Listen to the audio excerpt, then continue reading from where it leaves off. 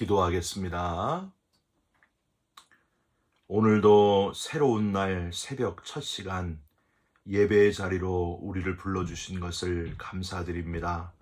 신령과 진정으로 드리는 예배가 되게 하여 주시옵시고, 하나님의 말씀을 묵상하는 가운데 영적인 양식으로 채워지는 귀하고 복된 시간이 되게 하여 주시옵소서.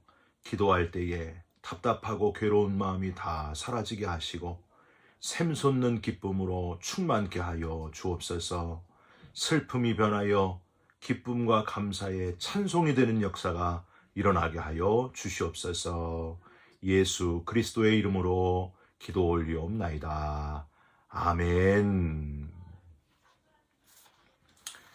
오늘 우리에게 주시는 하나님의 말씀은 잠언 26장 13절부터 28절까지의 말씀입니다. 등록해 드립니다. 게으른 자는 길에 사자가 있다, 거리에 사자가 있다 하느니라. 문짝이 돌저귀를 따라서 도는 것 같이 게으른 자는 침상에서 도느니라. 게으른 자는 그 손을 그릇에 넣고도 입으로 올리기를 괴로워하느니라. 게으른 자는 사리에 맞게 대답하는 사람 7보다 자기를 지혜롭게 여기느니라. 길로 지나가다가 자기와 상관없는 다툼을 간섭하는 자는 개의 귀를 잡는 자와 같으니라. 횃불을 던지며 화살을 쏘아서 사람을 죽이는 미친 사람이 있나니 자기의 이웃을 속이고 말하기를 내가 희롱하였노라 하는 자도 그러하니라. 나무가 다하면 불이 꺼지고 말쟁이가 없어지면 다툼이 쉬느니라. 숯불 위에 숯을 더하는 것과 타는 불에 나무를 더하는 것 같이 다툼을 좋아하는 자는 시비를 일으키느니라. 남의 말 하기를 좋아하는 자의 말은 별식과 같아서 뱃속 깊은 데로 내려가느니라. 온유한 입술에 악한 마음은 낮은 은을 입힌 톡이니라. 원수는 입술로는 꾸미고 속으로는 속임을 품나니 그 말이 좋을지라도 믿지 말 것은 그 마음에 7가지 가증한 것이 있음이니라. 속임으로 그 미움을 감출지라도 그의 악이 회중 앞에 드러나리라. 함정을 파는 자는 그것에 빠질 것이요 돌을 굴리는 자는 도리어 그것에 치이리라.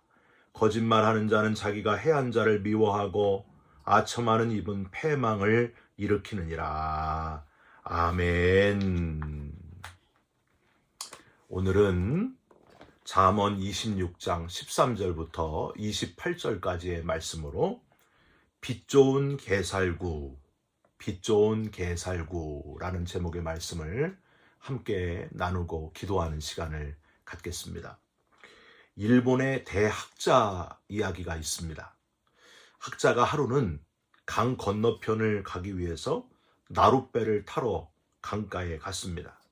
나룻배를 탔는데 넓은 강이라 건너기 위하여 한참의 시간이 걸렸습니다. 학자는 뱃사공에게 이렇게 말을 걸었습니다. 사공 양반, 플라톤을 아시오? 모르죠. 저 같은 천인이 어떻게 플라톤을 알겠습니까? 학자는 측은한 듯이 바라보면서 아이고, 플라톤은 헬라의 대철학자요. 플라톤을 모른다면 당신은 인생의 절반을 잃은 것이나 다름없어. 그렇게 한탄했습니다. 조금 더 가다가 다시 학자가 물어봤어요. 그럼 프랑스라는 나라를 아시오? 모르죠. 저 같은 무식한 놈이 프랑스가 나라 이름인지도 모르고 살았습니다. 그 나라가 어디 있는가요? 학자는 다시 혀를 차면서 아이고, 프랑스는 예술의 나라인데, 유럽의 예술의 나라인데 프랑스를 모른다면 인생의 4분의 1을 잃은 것이나 마찬가지요 하고 했습니다. 얼마쯤 갔는데 갑자기 돌풍이 불어가지고 풍랑에 배가 뒤집혀 버렸습니다. 이번에는 이제 강에 빠져가지고 허우적대는 학자에게 사공이 물었습니다. 허우적거리면서 학자님, 수영할 줄 아십니까? 이렇게 물어봤더니 몰라요. 그때 사공이 학자에게 말을 합니다. 학자님, 아이고, 수영을 할 줄 모르면은 인생을 다 잃어버린 겁니다. 저는 먼저 가겠습니다. 하고 가버렸다는 거예요. 학자는 너무 똑똑했지만 물에 빠져 죽고 말았다. 그런 이야기입니다. 어느 날 무디 목사님이 3,000명 앞에서 설교를 하시는데 그날따라 설교가 너무 은혜로웠다고 합니다. 마이크가 없던 때에 3,000명이니까 굉장한 일이죠. 무디 목사님은 열변을 토하듯이 힘써서 설교를 하셨습니다. 설교가 다 끝난 후에 어느 유명한 대학 영문학과 교수님 한 분이 무디 목사님에게 다가와서 이렇게 말을 건넸습니다. 목사님, 오늘 은혜 많이 받았습니다. 좋은 말씀 많이 들었습니다. 그런데 몰라서 그러셨겠지만 영문법적으로 틀린 표현이 16군데나 됩니다. 그랬더니 무디 목사님이 껄껄 웃으시면서 이렇게 말했습니다. 교수님, 잘못 쓰셨을 겁니다. 그것보다 더 많이 틀렸을 거예요. 제가 이렇게 무식하답니다. 그런데도 이렇게 하나님의 말씀을 무식한 저를 통해서 전하게 해주셔서 얼마나 감사한지 모릅니다. 그런데 교수님은 그 많은 지식을 가지고 지금 하나님의 일을 하고 계십니까? 하나님의 어떤 일을 하고 계십니까? 이렇게 물었어요. 그랬더니 교수님이 얼굴이 빨개지면서 유구무원이 되시고 그렇다 할 하나님의 일을 전혀 하고 있지 않은 자기 자신이 부끄러워서 도망을 가버리셨다는 겁니다. 나중에 회개하고 겸손히 하나님의 일을 잘 감당하는 교수님으로, 전도하는 교수님으로 변화되었다 하는 이야기입니다. 여러분, 빛 좋은 게살구라는 표현을 아십니까? 게살구는요, 개가 먹는 살구가 아니에요. 산에 나는 야생 살구가 바로 게살구입니다. 근데 이 게살구가 노랗게 익으면 참 살구와 같이 아주 먹음직스럽습니다. 그런데 겉보기하고 달리 맛을 딱 보는 순간 너무 시큼하고 떫어가지고 도저히 더 먹을 수가 없는 게 바로 게살구라고 하는 거예요. 그냥 겉으로만, 겉모양만 번드르르하고 실속이 없는, 먹을 수가 없는 그런 살구. 그래서 빛 좋은 게살구다 하는 겁니다. 아무리 최고의 지식을 가지고 있어도 물에 빠졌는데 수영을 할 줄 모르면 그 최고의 지식이 무슨 소용이 있겠어요? 아무리 최고의 지식을 가지고 있어도 제대로 쓰임받지 못하면, 특히 그리스도인으로 하나님이 기뻐하실 일을 하고 있지 않다면 역시 또 빛 좋은 게살구밖에는 안 된다는 거예요. 쓰임받는 그리스도인 되시기를 주님의 이름으로 부탁드립니다. 디모데후서 2장 20절 21절에 큰 집에는 금과 은의 그릇이 있을 뿐 아니요 나무와 질그릇도 있어 귀 쓰는 것도 있고 천이 쓰는 것도 있나니 그러므로 누구든지 이런 것에서 자기를 깨끗하게 하면 귀 쓰는 그릇이 되어 거룩하고 주인의 쓰심에 합당하며 모든 선한 일에 예비함이 되리라 하셨는데, 귀 쓰는 그릇, 실속 있는 그릇, 실속 있는 그리스도인이 다 되시기를, 하나님께 잘 쓰임받는 그리스도인 되시기를 주님의 이름으로 부탁드립니다. 지난 토요일에 우리는 잠언 25장을 나누면서 인간관계에 있어서 여러 가지 교훈들을 함께 생각해 볼 수 있었습니다. 오늘 본문 잠언 26장은 그런 인간관계를 허물어뜨리고 왜곡시키는 미련한 자하고 게으른 자에 대한 경계의 교훈을 담고 있습니다. 즉 미련한 자하고 게으른 자는 인간관계에서 실패해서 스스로 왕따가 될 수밖에 없다. 소외된 존재가 될 수밖에 없다. 그런 말씀을 지금 하고 있어요. 좋은 인간관계를 맺는 것은 하나님이 가장 원하시는 영혼 구원하고 직결되어 있습니다. 미련한 자와 게으른 자가 돼서 그것 때문에 영혼 구원의 길이 막히게 되면 하나님이 얼마나 괴로워하시겠습니까? 여러분, 미련한 자, 게으른 자 되지 않도록 늘 깨어 조심하는 저와 여러분이 되시기를 바랍니다. 우선 어제 본문인 26장 1절에서 12절까지는요. 어제 본문인데 미련한 자를 경계하라 하는 교훈이에요. 미련한 자는 마음과 영혼이 강팍해진 자로 하나님을 무시하고 회개하지 않는 사람이다. 미련한 자의 질문에는 대답하지도 말아라. 미련한 자를 대표자로, 대리자로 절대 세우지 말아라. 이런 교훈이 바로 어제 12절까지의 내용입니다. 오늘 우리가 읽은 13절부터는요. 게으른 자, 어제는 미련한 자, 오늘은 게으른 자, 말로 문제를 일으키는 자, 말 많은 자하고 상대에서 분쟁에 휘말리는 사람, 그리고 악한 마음을 품고 악한 일을 자행하는 자를 경계하라. 이런 교훈을 전하고 있습니다. 우선 13절을 한번 보실까요? 13절, 게으른 자는 길에 사자가 있다, 거리에 사자가 있다 하느니라. 길에 나가서, 거리에 나가서 일을 하자고 하면은 사자가 있으니까 무서워서 나가지 말자. 위험하니까 나가지 말자. 실제로는 하기 싫기 때문에, 귀찮기 때문에 그런 핑계를 댄다는 거예요. 14절, 문짝이 돌적 위를 따라서 도는 것 같이 게으른 자는 침상에서 도느니라. 여러분, 문이 거치대에 이렇게 붙어가지고 열렸다가 닫혔다가 이렇게 하잖아요.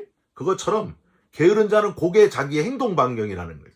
그저 잠자리에 누워가지고 거의 움직이지 않는, 움직이는 거 너무 싫어하는 사람. 예전에 제가 아는 분은요, 어머님 칠순잔치를 했어요. 그런데 너무 이분이 귀찮아하는 분인데, 어머님 칠순잔치 때 사회자가 자, 어머님 업고 도세요. 시작. 그러면 어떻게 해야 돼요? 이렇게 전체를 다 돌아야 하잖아요. 사람들 주위를 돌아야 되는데, 어머님 입고 도세요. 그랬더니 자기 자리에서 이렇게 도는 거예요. 한두 바퀴 돌다가 아, 됐어요. 그만해요. 이러는 거예요. 아, 그렇게 귀찮으면은 칠순잔치도 하지 말지. 예? 그런 안타까운 마음이 들더라고요. 게으른 자는 어쩔 수 없구나. 그런 생각이 들었습니다. 15절에는요. 더 게으른 모습이 나와요. 게으른 자는 그 손을 그릇에 넣고도 입으로 음식 올리기를 괴로워하느니라. 여러분, 어른인데도 아예 입으로 밥까지 떠먹여줘야 되는 사람, 다 귀찮아하고 너무너무 게으른 사람, 얼마나 꼴불견이겠어요. 16절을 한번 보세요. 게으른 자는 사리에 맞게 대답하는 사람 7보다 자기를 지혜롭게 여기느니라. 이렇게 게을른데도 자기는 7사람보다도 더 지혜롭다. 이렇게 착각하고 자기 착각에 빠져가지고 사는 사람이다. 이렇게 평가하고 있습니다. 여러분, 창세기 1장 28절에는 하나님이 인간에게 주신 기본 명령이 나와요. 생육하고 번성하여 땅에 충만하라. 땅을 정복하라. 바다의 물고기와 하늘의 새와 땅에 움직이는 모든 생물을 다스리라. 이렇게 말씀하셨습니다. 그러니까 생육하라, 번성하라, 충만하고 정복하라, 다스리라. 다 뭐예요? 부지런히 열심히 일하라 하는 거예요. 우리의 생명 있는 동안에 열심히 땀 흘리며 열심히 일하는 거예요. 하나님의 영광을 위해서. 근데 게으르고 나태한 사람은 하나님의 이 최초 명령을 거스르는 사람이다 하는 겁니다. 여러분, 이렇게 새벽에 일어나서 새벽 기도 하시는 분들은 게으른 사람이 없어요. 새벽을 깨우며 하루 종일 하나님을 기쁘시게 열심히 부지런히 일하는 사람들입니다. 여러분들을 칭찬하고 격려해드리고 싶습니다. 부지런하여 열심을 품고 주를 섬기는 게으르지 않는 그리스도인 되시기를 주님의 이름으로 부탁드립니다. 두 번째는요, 말로 문제를 일으키는 자를 경계하라. 이런 교훈이에요. 17절을 보세요. 길로 지나가다가 자기와 상관없는 다툼을 간섭하는 자는 개의 귀를 잡는 자와 같으니라. 여러분, 오지랖이 넓다는 말이 있잖아요. 오지랖이 넓다. 자기와 관련이 없는데도 괜히 말로 끼어들어가지고 간섭하는 사람은 마치 개의 귀를 잡는 것처럼. 여러분, 개의 귀 잡으면 어떻게 돼요? 당장 손 물리고 말잖아요. 그러니까 화를 자초하는 사람이라는 거예요. 자기랑 상관이 없는데 거기 끼어들어가지고 말로 막 간섭하고 하지 말아라. 18절, 이런 사람은요, 횃불을 던지며 화살을 쏘아서 사람을 죽이는 미친 사람이 있나니. 여러분, 사람을 죽이는 미친 사람이란 표현, 성경에도 이런 무시무시한 욕하는 표현이 나와 있어요. 이게 왜 그랬을까요? 말로 문제를 일으키는 거가 얼마나 심각한 건지를 지금 강력히 경계하는 그런 표현이에요. 19절도 한번 보세요. 자기의 이웃을 속이고 말하기를 내가 희롱하였노라 하는 자도 그러하니라. 이웃을 속이고 후회도 안 하고 반성도 안 하고 즐기고 놀리는 사람, 메롱하는 사람, 역시 말로 문제를 일으키는 자의 모습이라고 하는 겁니다. 차라리 말을 안 하고 잠자코 있으면 좋겠는데 아주 혀를 함부로 놀리는 그런 사람들이 있다는 거예요. 야고보서 3장에 나오는 표현을 하지 않을 수가 없어요. 야고보서 3장 8절 혀는 능히 길들일 사람이 없나니 쉬지 아니하는 악이요 죽이는 독이 가득한 것이라. 여러분, 오늘도 우리의 혀를 위해서 또 입에다가 손을 대고 한번 기도했으면 좋겠어요. 하나님, 이 입이 오늘 하루 살아갈 때에 문제를 일으키지 않게 하여 주옵소서. 하나님, 이 입이 괜히 간섭하는 일에 끼어들지 않게 하여, 간섭하지 않게 하여 주옵소서. 횃불, 화살 쏘는 입술이 되지 않게 하여 주옵소서. 사람을 죽이는 미친 사람의 역할을 하지 않게 하여 주옵소서. 기도하시고 입술을 지키는 오늘 하루가 되시기를, 아니 평생 동안 말을 적게 하면서 입술을 잘 지켜가는 그리스도인 되시기를 주님의 이름으로 부탁드립니다. 세 번째는요, 말 많은 자하고 상대해가지고 분쟁에 휘말리는 자도 역시 경계의 대상이다. 20절에 말쟁이가 없어지면 다툼도 쉴 텐데, 21절 숯불 위에 숯을 더하는 것과 타는 불에 나무를 더하는 것 같이 다툼을 좋아하는 자는 시비를 일으키느니라. 이제 화난 사람이 거의 다 이렇게 컴다운이 됐는데, 마음이 안정됐는데 거기에 기름을 붓는 사람이 있다는 거예요. 와가지고 또 문제를 불러일으키는 사람. 여러분, 옛날에 시어머니가 이제 시누이에게 하소연을 하면은요, 시누이가 가만히 있으면 좋겠는데 시어머니의 화에 기름을 부어가지고 시어머니의 가라앉던 화가 더 활활 타오르도록 그렇게 만드는 시누이들이 있었다고 하는 거예요. 그래서 했던 표현이 때리는 시어머니보다 말리는 시누가 더 밉다 하는 표현이 있습니다. 여러분, 결혼식 폐백을 하잖아요. 결혼식 이제 끝나고 나서 시부모님, 시댁 가족들에게 인사하고 그러는데, 그 신우들에게 입에 대추를 물게 하는 거 여러분 보셨어요? 밤 대추 이렇게 던져주면서 아들, 딸 많이 낳아라, 신랑, 신부야, 이것도 있지만 이 신우들 입에 대추를 물고 사진을 찍어요. 여러분, 그게 무슨 뜻인지 아세요? 말하지 말라는 거예요. 끼어들어가지고 불에 기름을 붓지 말아라. 신우가 끼어들어가지고 시어머니랑 이 며느리 사이에 아주 큰 불을 일으키는 그런 역할을 하지 말라는 거예요. 그게 바로 대추를 물고 있는 그 의미입니다. 분쟁에 휘말리지 말라. 우리 선조들의 지혜로운 모습을 우리는 거기서도 발견할 수 있습니다. 마지막은요, 악한 마음을 품지 말고 그 마음을 따라 악을 행하지 말라 하는 교훈이 23절부터 마지막 27절까지 바로 이 교훈을 하고 있습니다. 25절을 한번 보세요. 그 말이 좋을지라도 믿지 말 것은 그 마음에 7가지 가증한 것이 있음이니라. 말로는 아무리 좋게 해도 마음에는 7가지, 완전수죠. 즉 마음에는 완전히 가증한 것으로 다 채워져 있다는 거예요. 겉으로는 말은 좋게 하는데 속마음은 그렇게 지금 썩어 있다는 거예요. 여러분, 예수님은요, 마태복음 5장 27절 28절에 아직 행동하지는 않았어도 악한 마음을 품으면 이미 범죄한 것이다. 범죄한 것과 똑같다. 그렇게 교훈하셨습니다. 무엇보다도 마음을 지키는 저와 여러분들, 지혜로운 그리스도인들이 되시기를 주님의 이름으로 부탁드립니다. 많이 아는 것보다 더 중요한 것은 잘 쓰임받는 거예요. 많이 알아도 쓰임받지 못하면 소용이 없어요. 하나님이 잘 쓰라고 우리에게 주신 이 몸을 게으르지 말고 열심을 품고, 부지런하여 열심을 품고 주를 섬기는 데 쓰임 받으시기를 주님의 이름으로 부탁드립니다. 우리에게 잘 쓰라고 주신 이 입, 이 말, 하나님을 찬송하면서 다른 사람을 세워주면서 격려하고 하나님의 영광을 드러내는 도구로 우리의 입을 잘 사용하시면서 살아가시기를 주님의 이름으로 부탁드립니다. 무엇보다도 우리의 마음을 오직 예수께 향하여 오직 예수로 채우는 저와 여러분들이 됐으면 좋겠습니다. 나는 죽고 내 안에 그리스도께서 사셔서 선한 도구로 쓰임받는 하나님의 자녀가 되시기를 예수님의 이름으로 축원드립니다. 기도하겠습니다. 하나님, 빛 좋은 게살구 그리스도인, 겉모양만 뻔드르르한 그리스도인 되지 않게 하여 주시옵소서.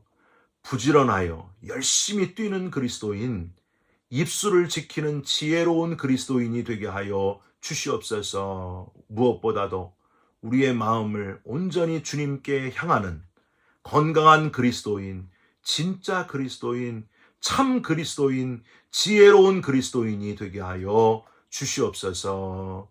예수 그리스도의 이름으로 기도 올리옵나이다. 아멘.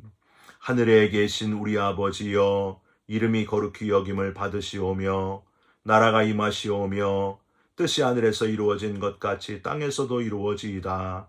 오늘 우리에게 일용할 양식을 주시옵고 우리가 우리에게 죄진 자를 사하여 준 것 같이 우리 죄를 사하여 주시옵고 우리를 시험에 들게 하지 마시옵고 다만 악에서 구하시옵소서. 나라와 권세와 영광이 아버지께 영원히 있사옵나이다. 아멘. 사랑하는 성도 여러분, 오늘도 겉모양만 그리스도인이 아니라 참 그리스도인으로, 쓰임받는 그리스도인으로 살아가시기를 주님의 이름으로 부탁드립니다. 여러분 사랑합니다. 축복합니다. 감사합니다.